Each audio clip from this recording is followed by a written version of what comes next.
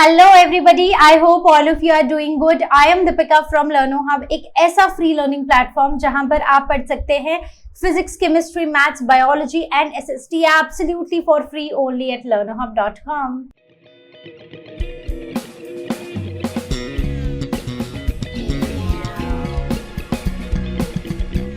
तो आज का सेशन हमारे प्रीवियस सेशन का ही कंटिन्यूएशन है, जहां पर हम चैप्टर आवर कॉन्स्टिट्यूशन को कंटिन्यू करने वाले हैं। So without wasting any time, let's get started.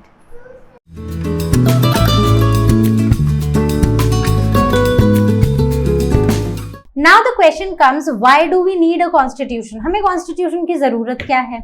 तो कॉन्स्टिट्यूशन जैसे हम पढ़ रहे हैं, बहुत अच्छी अच्छी चीजें लिखी हैं, एक अच्छे से गवर्नमेंट को कैसे काम करना है, हमें कैसे अपने लीडर को चुनना है, बड़ी अच्छी अच्छी बातें लिखी हैं हमारे कॉन्स्टिट्यूशन में।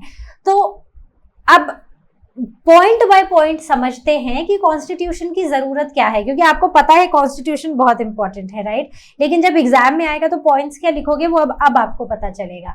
सो it promotes trust and coordination, so it help different communities and groups to live together in harmony, right?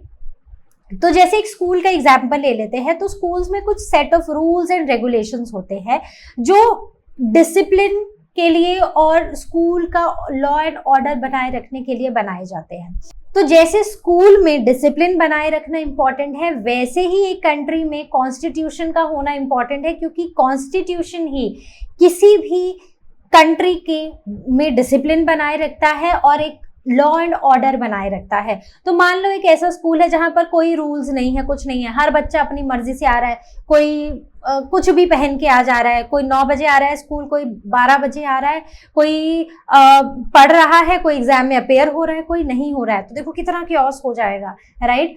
तो एक रूल, एक डिसिप्लिन बनाए रखने के लिए बहुत इंपॉर्टेंट है एक स्कूल में रूल्स का होना। वैसे ही एक कंट्री में भी रूल्स का होना इंपॉर्टेंट है।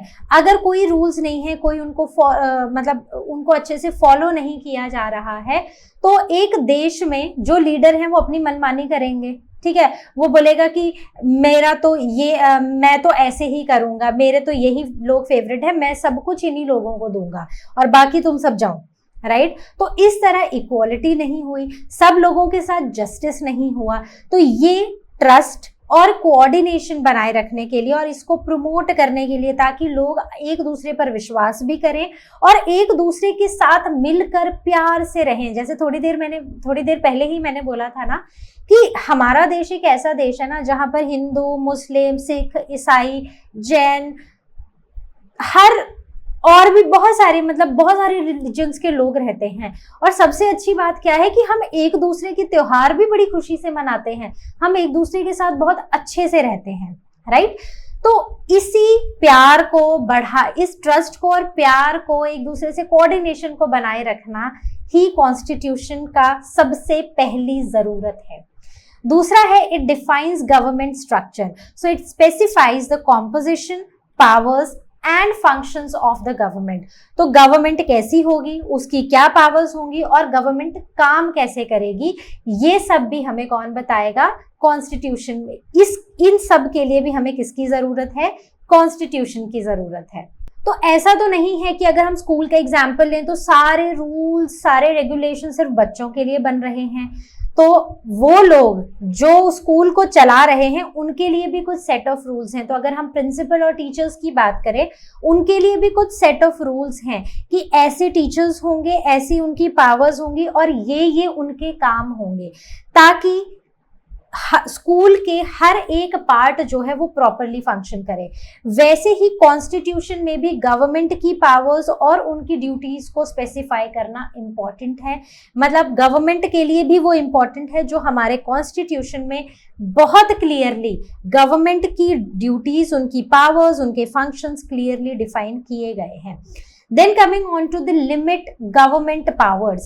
So it prevents the misuse of power and ensures fair governance. तो हमने थोड़ी देर पहले भी बात की थी कि अगर कोई एक ग्रुप है जिसके पास ज्यादा पावर्स है, तो उस ग्रुप के लोग अपनी मनमर्जी करेंगे, राइट? इक्वालिटी, जस्टिस, ये तो रह ही नहीं जाएंगे। तो वैसे ही कॉन्स्टिट्यूशन गवर्नमेंट की पावर, क्योंकि गवर्नमेंट पावर में है, उनके पास पूरी कंट्री का पावर है, उनके लिए रूल्स लॉज बनाने हैं, तो वो अपनी पावर को मिसयूज ना करें और हर एक इंडिविजुअल के राइट्स रिस्पॉन्सिबिलिटीज राइट्स और ड्यूटीज रिस्पॉन्सिबिलिटीज ये सब बने रहें, उसके लिए हमारे लिए कॉन्स्टिट्यूशन, इसीलिए हमारे लिए कॉन्स्टिट्यूशन का होना बहुत इंपॉर्टेंट है। तो कॉन्स्टिट्यूशन एक ट्रस्ट, एक कोऑर्डिनेशन प्रमोट करता है, गवर्नमेंट का स्ट्रक्चर डिफाइन करता है, क्या काम करना है, कैसे करना है, क्या क्या काम रहेंगे, कितनी पावर्स रहेंगी, और उन पावर की बाउंड्रीज क्या हैं, उन पावर्स को रिस्ट्रिक्ट करता है। ठीक है, next is protects the citizens right. अब now we as a citizen, ठीक है, आप हैं, मैं हूं, we are the citizens of India, right. हमारे पास वो गवर्नमेंट वाली पावर्स तो नहीं है, तो हमारे राइट्स को और हमारी क्या फ्रीडम है एज एन इंडिविजुअल, ये सब क्लियरली हमारे कॉन्स्टिट्यूशन में लिखी गई है। Then represents people's aspiration, it reflects the vision and the goal of the society and the government। तो लोगों की जो होप है या जो उनके सपने हैं उनको अचीव करने के लिए भी लोगों का विजन और उनके गोल्स जो हैं, society goals for a society and for government, ये सब भी हमारे कॉन्स्टिट्यूशन में बहुत ही अच्छे से दिखाया गया है। ठीक है, तो जैसे स्टूडेंट्स की डिमांड्स और उनकी एक्सपेक्टेशंस को देख के एक स्कूल के रूल्स बनाए जाते हैं, वैसे ही कॉन्स्टिट्यूशन में भी लोगों के जो सपने हैं, जो होप्स हैं, उन सब को देख के कॉन्स्टिट्यूशन में भी चेंजेस किए जाते हैं, और ये देखते हुए कि हर एक इंसान जो है देश में, हर एक इंसान जो है उसको इक्वालिटी मिले, उनको लिबर्टी मिले, अपने फ्रीडम को अपने एक्सप्रेशंस को एक्सप्रेस करने का फ्रीडम हो, और वो एक साथ चले, मतलब अपने विचारों को लेकर दूसरे लोगों के साथ चले। इसका मतलब ये नहीं कि अपने विचार किसी के ऊपर थोपने हैं, बट इसका मतलब ये है कि अपनी बाउंड्रीज हम समझें कि अगर मुझे पिज्जा पसंद है लेकिन मेरे साथ वाले को नहीं है और हम एक साथ खाना खाने गए हैं, तो या तो हम अलग अलग ऑर्डर करें और आराम से एक साथ बैठ के खाएं, अगर हम दोनों को, या फिर हम दोनों एक चीज जो हम दोनों को पसंद है वो एक साथ खाएं। तो इन शॉर्ट मतलब ये है कि हम अपने राइट्स को, अपनी फ्रीडम्स को एंजॉय करेंगे, बट इस कॉस्ट पे नहीं कि हमारे आसपास वाले लोगों को परेशानी हो। तो आसपास वाले लोग भी अपनी फ्रीडम, अपने राइट्स को एंजॉय कर पाएं अपनी अपनी बाउंड्रीज में रहते हुए। सो आई होप ये आपको समझ आया है। तो एक स्कूल के रूल्स और रेगुलेशंस बिना डिसिप्लिन के नहीं चल सकते, बिना फेयरनेस के नहीं चल सकते। तो वैसे ही कॉन्स्टिट्यूशन हमें एक ऐसा फ्रेमवर्क देता है जिसमें हर सिटीजन के अपने राइट्स हैं, उनकी ड्यूटीज हैं, और वो सब एक दूसरे को बैलेंस करता है और गवर्नमेंट की पावर्स को भी लिमिट करता है, ताकि गवर्नमेंट भी अपनी पावर्स को मिसयूज ना करे। सो this is what constitution is, this is why we need constitution. Now coming on to the making of constitution of India, तो अब हम आ गए हैं अपने उन लीडर्स पर जिन्होंने इस कॉन्स्टिट्यूशन को बनाया है। तो सबसे पहले हम बात करेंगे कि उन्होंने क्या क्या दिक्कतें, क्या क्या डिफिकल्टीज देखी हैं while making this constitution. So first are the difficult circumstances. ठीक है, तो जैसे मैंने आपको थोड़ी देर पहले बताया था कि पहले ना हम भारत के नागरिक नहीं थे। नागरिक मतलब हम पहले भारत के सिटीजन नहीं थे। नागरिक इज सिटीजन, हम थे इस किसी एक राजा के किंगडम की प्रजा। ठीक है, we were not the citizen of a country but we were the subject, right. So प्रजा को सब्जेक्ट बुलाया जाता है और नागरिक जो होता है दैट इज सिटीजन। ठीक है, तो हिंदी बता दी है मैंने। तो इंडियन कॉन्स्टिट्यूशन तो हिंदी में साथ साथ में इसलिए बता रही हूं ताकि आपको कोई कंफ्यूजन ना रहे किसी भी वर्ड में, राइट। तो पहले हम भारत के प्रजा थे, पहले हम मतलब एक तरह से हम प्रजा में आते थे, लेकिन now we are the citizens of this country India. So Indian constitution was created under challenging conditions, कुछ हमने डिस्कस भी की थी. So India was transforming from being a colony of a British empire to an independent nation. तो पहले हम एक British राज था और उस ब्रिटिश जो एक कॉलोनी थी ना, उसमें उसकी एक हम प्रजा थे. फिर हम वहां से ट्रांसफॉर्म होने लगे and then we came to an independent nation, India, and now we became the citizens of this country, India. So partition was traumatic experience for both Indians and Pakistanis.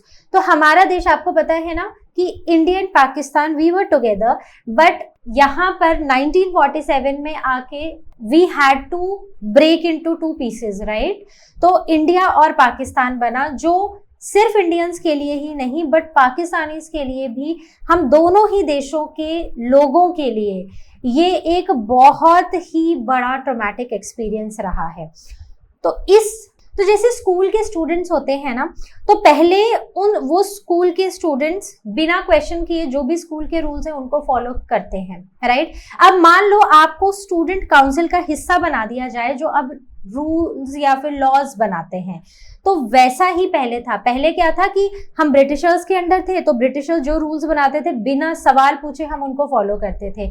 लेकिन जब हम एक इंडिपेंडेंट नेशन बने, तब हम इस country के citizen बने और अब आकर हम एक स्टूडेंट काउंसिल, मतलब स्टूडेंट काउंसिल में आए, मतलब कि अब हम जब सिटीजन बने हैं यहाँ के, now we have that right to make that decision कि हम अपनी गवर्नमेंट को खुद चुन सकते हैं, right. So this is how we became from, how we emerged from प्रजा to नागरिक. ओके, चलो आगे बढ़ते हैं.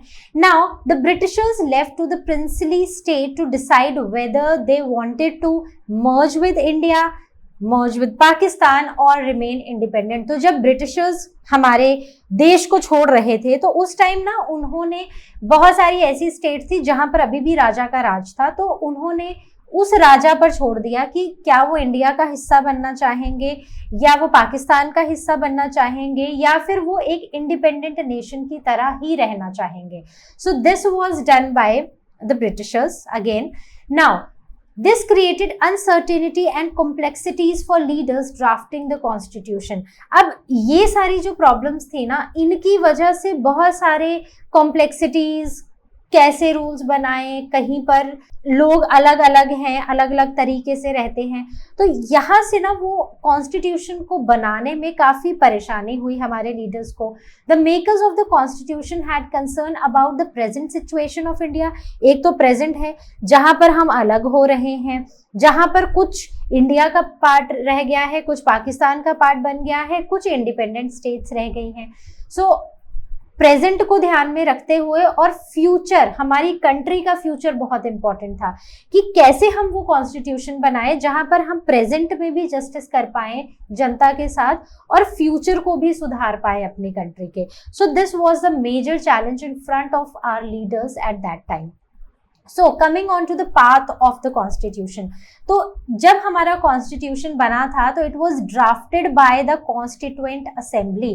तो देखो, एक चीज ना मैं आपको बिगिनिंग ऑफ द सेशन ही बता रही हूँ कि जो भी मैं आपको ये मेरी पीपीटी है, इसका पीडीएफ लिंक आपको डिस्क्रिप्शन में मिलेगा. और आप क्या करोगे, क्योंकि बिगिनिंग ऑफ द सेशन है, तो आप अपनी बुक पढ़ोगे, आप पहले ये वीडियो देखोगे, फिर अपनी बुक पढ़ना, आपको बुक को समझने में आसानी होगी. एंड फिर वापस आके ना जब रिवीजन करना होगा ना, तो आप इस पीडीएफ के लिंक से पूरा आप इजीली रिवाइज कर सकते हो. उसके बाद क्वेश्चंस प्रैक्टिस करने हैं और ऑनलाइन टेस्ट करना है. ये सब आपको लर्नो हब की वेबसाइट पर मिल जाएगा या फिर ऐप पर मिल जाएगा, ठीक है. So it was drafted by the constituent assembly. It was formed under the cabinet mission plan in 1946. ठीक है, कहाँ बनी थी constituent assembly? It was formed under the cabinet mission plan in 1946. Another important point.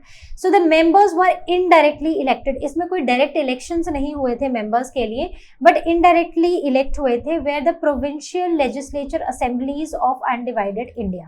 ठीक है, तो ये जो provincial legislature assemblies थी undivided India की, वहां से indirectly कुछ members को चुना गया था. Now, the initial constituent assembly had 389 members, और जब मुस्लिम लीग ने विड्रॉ कर लिए अपने कैंडिडेट्स तो finally the number reduce to 299. तो पहले ये जो पूरी कमेटी थी इसके मेंबर्स थे 389. जब मुस्लिम लीग ने विड्रॉ कर लिए अपने मेंबर्स तब सिर्फ 299 मेंबर्स ही रह गए. तो भारत का जो संविधान है, जो भारत का संविधान, वो कॉन्स्टिट्यूएंट असेंबली ने ड्राफ्ट किया है. तो किसने ड्राफ्ट किया है? कॉन्स्टिट्यूएंट असेंबली ने, जिसने हमारे देश के लिए कोई नियम और कानून बनाए. ठीक है, अब ये जो कॉन्स्टिट्यूएंट असेंबली है ये कैबिनेट मिशन प्लान के तहत बनाई गई थी, और जो इसके मेंबर्स थे उनको डायरेक्टली नहीं चुना गया बट इनडायरेक्टली उन मेंबर्स को यहाँ पर लाया गया प्रोविंशियल, अलग अलग प्रोविंसेस से. ठीक है, अब इनिशियली 389 मेंबर्स थे, बाद में जब मुस्लिम लीग ने विड्रॉ कर लिया तो 299 मेंबर्स ही रह गए. तो भारत का जो संविधान है वो एक वेल प्लान्ड और एक स्ट्रक्चर्ड तरीके से बनाया गया ताकि जो प्रेजेंट सिचुएशन उस टाइम चल रही थी उसको भी ध्यान में रखा जाए और इंडिया के फ्यूचर के बारे में भी सोचा जाए. ठीक है, अब बढ़ते हैं आगे. Now talking about the formation of the constituent assembly. तो जो फर्स्ट मीटिंग थी कॉन्स्टिट्यूएंट असेंबली की, it was held on December 9, 1946 in New Delhi at the Central Hall of Parliament. तो इस पीडीएफ में ना आपको हर वो इम्पोर्टेंट पॉइंट मिलेगा जो आपकी बुक में मेंशन्ड है. तो जब आप रिवीजन पर आओगे ना तब आप पीडीएफ देखना, पहले वीडियो देखना, फिर बुक पढ़ना, फिर रिवीजन के टाइम पर ये पीडीएफ से रिवाइज करना. So doctor Sachchidanand Sinha presided over the first session. तो जो फर्स्ट सेशन हुआ था, जो फर्स्ट मीटिंग हुई थी, which was on 9 December 1946, that was presided by Dr. सच्चिदानंद सिन्हा. तो इनका नाम आपको याद रखना है. और उसके बाद December 11, 1946 में doctor Rajendra Prasad was elected as the permanent chairman of the assembly. तो फर्स्ट जो सेशन था that was took by doctor सच्चिदानंद सिन्हा और उसके बाद परमानेंट चेयरमैन चुन लिए गए इनके डॉक्टर राजेंद्र प्रसाद. ठीक है, तो I hope this is clear. Now formation of the constituent assembly में जब ये ड्राफ्टिंग हुई थी कमेटी की, इट वाज एस्टैब्लिश्ड इन अगस्त 29, 1947 में drafting committee was established on this day. तो याद रखना है. सो डॉक्टर BR अम्बेडकर कौन है? ये हैं. तो इनके आपको अपने लीडर्स के ना फेस भी याद होने चाहिए. So he is doctor BR Ambedkar who was appointed as a chairman of the drafting committee. एक तो फर्स्ट डॉक्टर सच्चिदानंद सिन्हा ने फर्स्ट सेशन देखा था और उसके बाद परमानेंट चेयरमैन बन गए थे डॉक्टर राजेंद्र प्रसाद. और ड्राफ्टिंग कमेटी के जो चेयरमैन थे ही इज डॉक्टर BR अम्बेडकर. ठीक है, आगे बढ़े, नाम याद रखने हैं. Now the composition of the constituent assembly. तो इस कॉन्स्टिट्यूएंट असेंबली में कौन कौन थे? तो कॉन्स्टिट्यूएंट असेंबली डाइवर्स थी और represented by the sections of the society, all the sections of the society. अब जैसे हम बात कर रहे थे कि हमारा वो देश है ना जहां पर अलग अलग रिलीजन्स हैं, अलग अलग कास्ट्स हैं, तो हर एक सेक्शन से लोग आए थे, हर एक सेक्शन से एक लीडर आया था जिसने अपने सेक्शन को रिप्रेजेंट किया था और इन सब ने मिलकर एक कमेटी बनाई थी और फिर बैठ के हमारे देश का कॉन्स्टिट्यूशन बनाया गया था. So important leaders were doctor Rajendra Prasad, Sardar Vallabh Bhai Patel, Jawaharlal Nehru, Maulana Abul Kalam Azad and doctor BR Ambedkar. तो ये हैं doctor Rajendra Prasad, then Sardar Vallabh Bhai Patel, Jawaharlal Nehru, Maulana Abul Kalam Azad and doctor BR Ambedkar. So these are the 5 important members. ठीक है, अब इसमें असेंबली जो थी ना, इसे एक मिनी इंडिया बुलाया गया, क्योंकि यहाँ पर ना हमारी हर एक कम्युनिटी का लीडर था जो कि अपनी कम्युनिटी को रिप्रेजेंट कर रहा था। क्यों ये इंपॉर्टेंट था, सोचो जरा, मुझे बताओ क्यों हर एक कम्युनिटी का कोई इंसान यहाँ पर होना इतना इंपॉर्टेंट था? ताकि वो अपने कम्युनिटी के स्ट्रगल्स, उनकी कंडीशंस को बता सके और कैसे हम उनको भी आगे लाएं और सबके साथ एक साथ मिलकर आगे बढ़ाएं, वो हम कर सके। इसीलिए हर एक सेक्शन से, हर एक कम्युनिटी से एक लीडर आगे आया था। Now Anglo Indians were represented by Frank Antony, Parsis were represented by doctor H.P. Modi, Christians were represented by doctor H.C. Mukherjee, Muslims were represented by Zafar Imam and Mohammad Sadaullah। ठीक है, तो इनके ये जो नाम है ना, ये लिख लो और याद कर लो। ठीक है, और ये नाम जो है ना, हो सकता है आपसे वन वर्ड में, 1 मार्क में पूछ लिए जाएं। अब इसमें ऐसा ही नहीं कि अभी तक जैसे हम पढ़ रहे हैं तो हमें सारे मेल मेंबर्स ही मिल रहे हैं कमिटी के, ऐसा नहीं था। यहाँ पर इंपॉर्टेंट वुमेन मेंबर्स भी थे, and these important women members were Sarojini Naidu, with picture है तो पिक्चर याद रखनी है। अपने लीडर्स के फेस याद होने चाहिए आपको। अपने प्राइम मिनिस्टर का फेस याद है, प्रेसिडेंट का याद है, चीफ मिनिस्टर का याद है, तो वैसे ही ये वो लीडर्स हैं जिन्होंने हमें यहाँ तक पहुंचाया, मतलब हमारे देश को उस आजाद कराया और उसके बाद बढ़ाकर, मतलब कॉन्स्टिट्यूशन बनाकर हमें इस मुकाम तक पहुंचाया है जिसको हमें आगे लेके जाना है। Then Rajkumari Amrit Kaur and Vijay Lakshmi Pandit, so these were the important women members. Now adoption and enforcement of constitution, तो जो कॉन्स्टिट्यूएंट असेंबली थी started working on constitution on December 9, 1946। तो मतलब ये काम 9 दिसंबर को जो फर्स्ट सेशन हुआ था, which was presided by doctor सच्चिदानंद सिन्हा, तो वहीं पर यहाँ पर कॉन्स्टिट्यूशन पे काम होना शुरू हो गया था। The constitution was completed on November 26, 1949। कब? 1946 में शुरू हुआ और खत्म हुआ 1949 में। लंबा टाइम है ना, ऑलमोस्ट 3 years लगे थे। So it took 2 years, 11 months and 18 days to complete the constitution. तो कॉन्स्टिट्यूशन को बनाने में रफली 3 साल एंड एग्जैक्टली 2 साल 11 महीने और 18 दिन लगे थे। So this is also something that is very important for you to understand. ठीक है, तो स्टार्ट कब हुआ था और कंप्लीट कब हुआ था ये भी पता होना चाहिए। Then November 26 is declared as a constitution day और the national law day in India, क्योंकि इस दिन हमारा कॉन्स्टिट्यूशन बन के कंप्लीट हुआ था। ठीक है, चलो आगे बढ़ते हैं।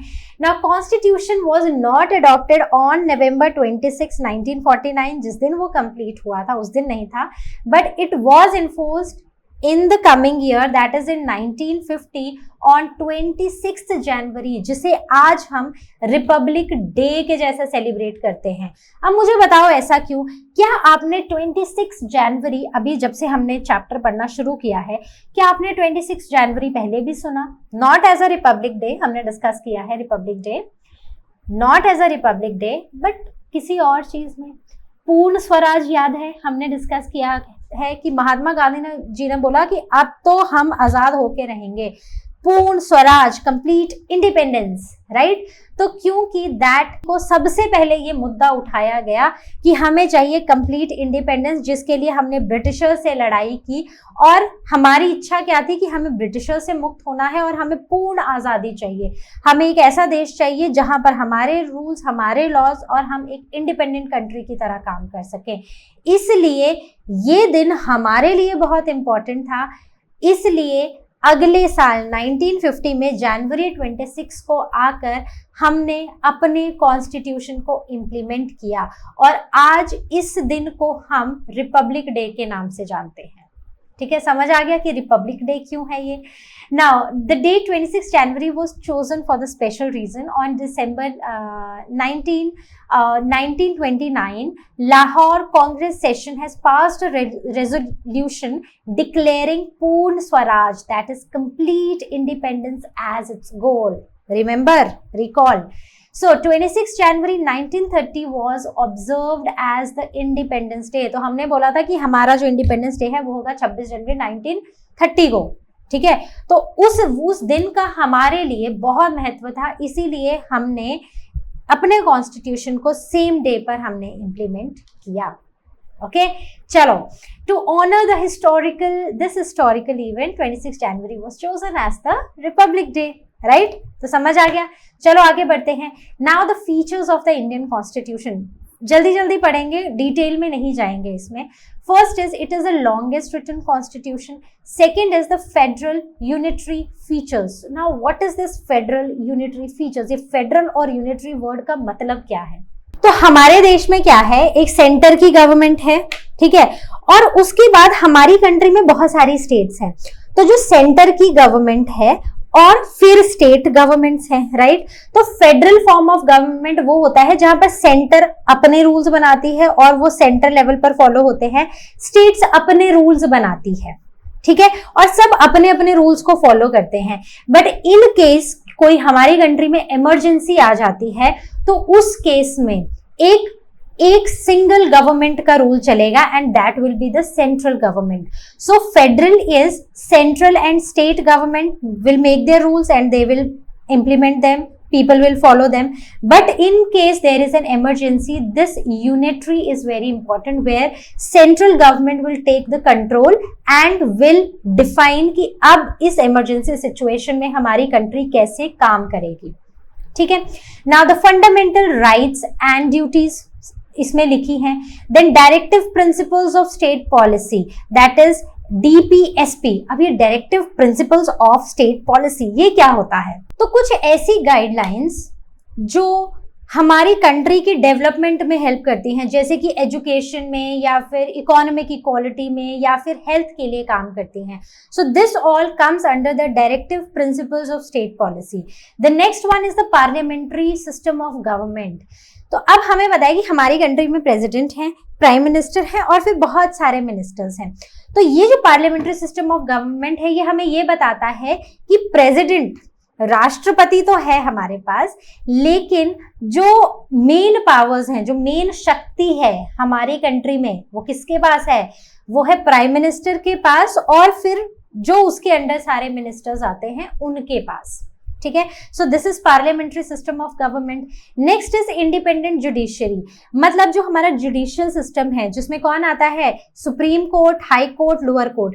तो ये जो तीनों ही, ये जो जुडिशरी है ना बेसिकली हमारी, ये किसी भी गवर्नमेंट के या किसी और बॉडी के कंट्रोल में नहीं आती हैं, इनके ऊपर कोई दबाव नहीं होता है, ये अपने डिसीजंस इंडिपेंडेंटली लेती हैं without the interference of any government और एनी अदर बॉडी, ठीक है।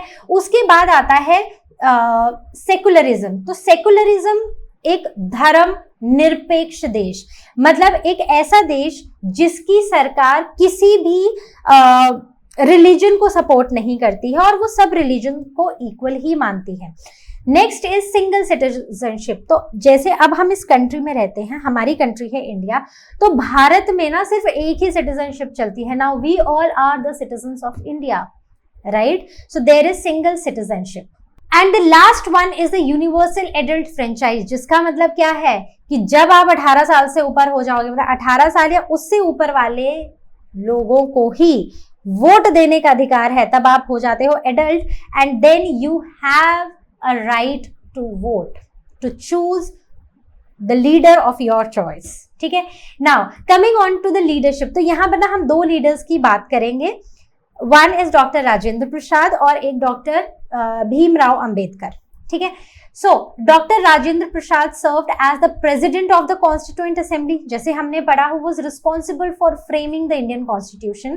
सो after the adoption of the constitution in on 26 January 1950 unanimously इनको प्रेसिडेंट ऑफ इंडिया बना दिया गया। सबने बोला कि ये ही हमारे प्रेसिडेंट रहेंगे, इन्होंने हमारा कॉन्स्टिट्यूशन बनाने में भी पूरी हेल्प की है, वहां पर भी ये कॉन्स्टिट्यूएंट असेंबली के प्रेसिडेंट थे, अब यही हमारे प्रेसिडेंट हैं। वो हुआ। Now he was the only president of India जिन्होंने 12 साल के लंबे अरसे तक हमारी कंट्री के प्रेसिडेंट रहे हैं। From 1950 to 1962, 12 years he was the president of our country. Also, he had a distinction in serving the president of Indian National Congress multiple times. So 1934, 1935 and 1939 में he served as the president of INC, that is Indian National Congress. He took over as a Congress president 1939 में, जब सुभाष चंद्र बोस जी ने अपना resignation दिया।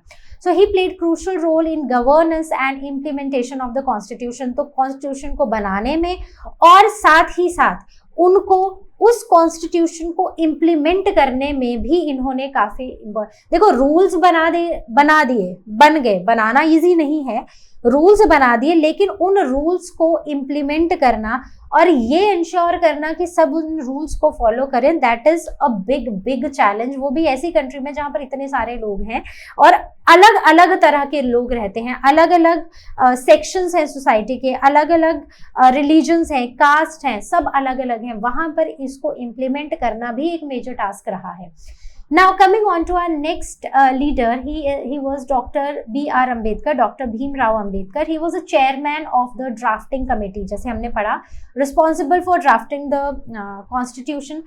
Despite, अब ये चीज doctor Rajendra प्रसाद बताते हैं कि he was the time he was elected as a chairman of the drafting committee, he was not very well अपनी हेल्थ के साथ, बट अपनी हेल्थ इश्यूज को साइड में रखते हुए ही work tirelessly to frame a just and the inclusive constitution, कि एक ऐसा कॉन्स्टिट्यूशन जो हमारे देश में आज और फ्यूचर को अच्छा चलाए, अच्छे से हमारे सिटीजन्स के लिए वो अच्छा रहे, उसके लिए ही वर्कड टायरलेसली.